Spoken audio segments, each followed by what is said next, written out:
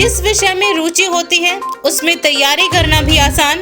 UPSC topper श्रुति शर्मा बोली, चयनित होने का भरोसा था, टॉपर आकर हैरान। बेसिक्स बुक्स, प्रीवियस एग्जाम के पेपर और रिवीजन जितना ज्यादा होगा उतना ही हेल्पफुल रहेगा।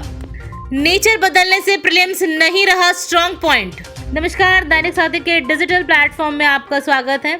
खबर को विस्तार से जानने के लिए यदि आपने अब तक हमारे चैनल को लाइक, शेयर, सब्सक्राइब नहीं किया तो सब्सक्राइब करें, बेल आइकन प्रेस करें ताकि आपको हमारे सभी नोटिफिकेशन मिलती रहे। यूपीएससी 2021 के सोमवार को जारी हुए फाइनल नतीजों में बिजनौर में जन्मी दिल्ली की 26 साल की श्रुति शर्मा ने टॉप किया है। श्रुति को इसमें चयनित होने का तो पक्का यकीन था, लेकिन टॉप पर रैंक पाकर खुद हैरान है। पिछले साल वह एग्जाम में 1 नंबर से चूक गई थी। वहीं दूसरी रैंक अंकिता अग्रवाल और तीसरी रैंक गामिनी सिंगला के नाम रही। इस साल टॉप 10 रैंक होल्डर में से 4 लड़कियां रही। इस साल 2021 के रिजल्ट में टॉप 10 में 5 लड़कियां थी। वहीं श्रुति शर्मा की बात करें तो श्रुति ने 10वीं और 12वीं की पढ़ाई सरदार पटेल स्कूल से की। ग्रेजुएशन सेंट स्टीफेंस कॉलेज से किया।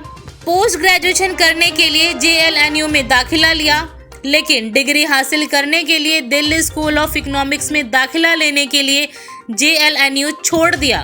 श्रुति शर्मा ने दैनिक साथी से अपना सक्सेस मंत्र शेयर करते हुए कहा कि पाठ्यक्रम बहुत ज्यादा है, लेकिन मैंने कभी घंटे गिनकर पढ़ाई नहीं की। स्टडी मटेरियल को सीमित करने की चुनौती सबसे बड़ी है। मैं सिर्फ अपने नोट्स पर फोकस करती थी। उनसे सवाल किया गया कि दूसरे अटेम्प्ट में ही यूपीएससी क्रैक कर लिया। ज्यादातर लोग 4-5 अटेम्प्ट के बाद भी प्री नहीं निकाल पाते। यूपीएससी क्लियर करने के लिए अगर 3 सुझाव देना चाहे तो वो क्या होंगे? इस पर श्रुति शर्मा ने कहा कि मेरे लिए प्रीलिम्स कभी भी स्ट्रॉन्ग पॉइंट नहीं रहा, क्योंकि उनका नेचर बदल रहा है। मैं खुद दोनों बार श्योर नहीं थी कि क्लियर होगा। इसके लिए कोई स्ट्रेटेजी नहीं है, लेकिन सिलेबस पर ध्यान रखना होगा। वहीं उन्होंने कहा कि बेसिक बुक्स, प्रीवियस एग्जाम के पेपर और रिवीजन जितना होगा उतना ही हेल्पफुल रहेगा। उनसे तीसरे सवाल में पूछा गया कि आप हिस्ट्री की स्टूडेंट रही हैं, यूपीएससी में आपका ऐच्छिक विषय क्या था और उसे चुनने के पीछे क्या स्ट्रेटेजी थी आपकी? इस पर श्रुति शर्मा ने कहा कि हिस्ट्री में MA करने के लिए एडमिशन लिया था, लेकिन डिग्री पूरी नहीं कर पाई थी। ऑप्शनल मैंने हिस्ट्री ही चुना, क्योंकि जिस सब्जेक्ट में इंटरेस्ट होता है उसमें तैयारी करना आसान होता है। लियोनार्डो डिकैप्रियो पसंद है। Shobhita Dhulipala, where is the friends house. Bollywood में गैंग्स ऑफ वासेपुर, महात्मा गांधी, ये तो नुसरत फतेह अली खान, मुझे म्यूजिक उनका बहुत पसंद है। आई थिंक मेरी एक्सपेक्टेशंस भी ज्यादा थी इंटरव्यू से, मैं ज्यादा एक्सपेक्ट करी थी और मुझे बुरा इसलिए लगा था कि मुझे लगा था कि बहुत सारे फैक्चुअल क्वेश्चन थे जिनका आंसर मुझे नहीं पता है, तो मे बी उसकी वजह से नंबर ऑफ क्वेश्चन जिसमें वो मुझसे और बाकी चीजें पूछ पाए वो कम थे। तो कोई एक ऐसा क्वेश्चन नहीं था, बट कुछ ऐसे क्वेश्चन थे। उन्होंने जैसे कुछ कंटिन्यूस वॉयज के बारे में पूछा था, लॉर्ड मेयो के असैसिनेशन के बारे में पूछा था, फिर कुछ और स्पेसिफिक 1812 के वॉर के बारे में पूछा था जो मुझे नहीं पता था।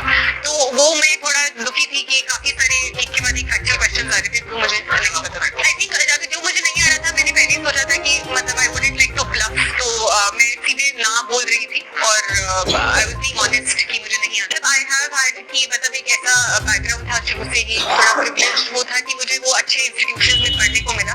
पर सिविल सर्विसेज एक ऐसा एग्जामिनेशन है जहाँ थोड़ा एक्सेसिबिलिटी बाकी उनसे ज्यादा है। आपको रीजनल लैंग्वेजेस में भी कंटेंट मिल जाता है।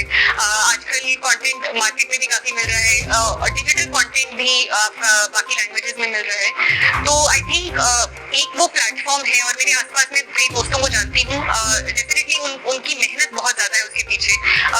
जो एक फॉर एग्जाम्पल किसी दिल्ली में एक अर्बन स्कूल से आ रहे हैं और उसमें, बट आई थिंक क्योंकि इतने सारे पॉजिटिव एग्जांपल्स हैं, इट इज डेफिनेटली पॉसिबल और लोगों ने करके दिखाया। प्रीलिम्स कभी भी मेरे लिए बहुत स्ट्रॉन्ग पॉइंट नहीं रहा है। दोनों बार मतलब ऐसा नहीं था कि मैं बहुत ही श्योर थी कि प्रीलिम्स क्रैक हो जाएगा, क्योंकि प्रीलिम्स का थोड़ा नेचर भी चेंज हो रहा है। तो ऐसा कोई शॉर्ट स्ट्रैटेजी तो नहीं है और ना ही कोई क्लेम कर सकता है कि कोई शॉर्ट स्ट्रैटेजी है। पर वही आप जो हर कोई बोलता है कि सिलेबस पर ध्यान रखो, प्रीवियस ईयर क्वेश्चंस देखो और उन्हीं को प्रैक्टिस करो।